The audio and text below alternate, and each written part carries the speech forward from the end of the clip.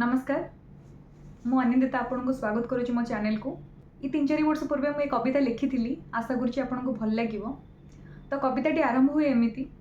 गोटे कहानी कहबी तुमको जहाँ जेजेमा मते कही, गोटे कहानी कहबी तुमको जहाँ जेजेमा मते कही, गप बाहाना जीवन चलणी महत्वर मर्म देइथिले।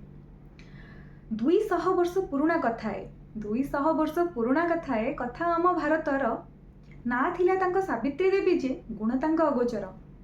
10 बरसर थिले जेबे सीए बालिका बधुजे हेले 13 बरसर ज्योतिभ देवंकु स्वामी रूपे पूजा कले। 7-8 समय रे तही शिक्षा थिला मात्र नामकु पढ़ुथिले खाली पुरुष समाज नथिला मंजूरी नारी को। सबु स्वामी भली नथिले ज्योतिभ चाहिथिले किछि अधिका सेथिपाई देले आदेश पत्नी को पाठ पढ़ हुआ अलगा। स्वामी आज्ञा मानी सावित्री देवी जे शिक्षिता होइले डरी डरी एक दिने सी चिंता कले मने न पड़े कहीं सबु नारी।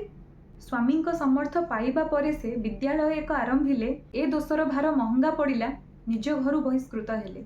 एबे से दंपति गोटे परे गोटे विद्यालय मान गढ़ी गले। शिक्षार स्तर को संतुलन करी पुरुष नारी को एका गले। 3 बरस 18टी स्कूल 150 झील को शिक्षा देले। दलितों स्वर उत्तोलन प्रथम थर से करथिले। से विद्यालय को जीवार बाटरे केते असुविधा आसुथिला। किए फिंगुथिला पत्थर गोड़ित, किए गोली पानी ढालुथिला। साड़ी को पालटी सेनारी साहसी सबु लुह जाक पीथिले। पत्थर नुह तो फूल फिंगुचंती सेनारी गरबे कहिथिले।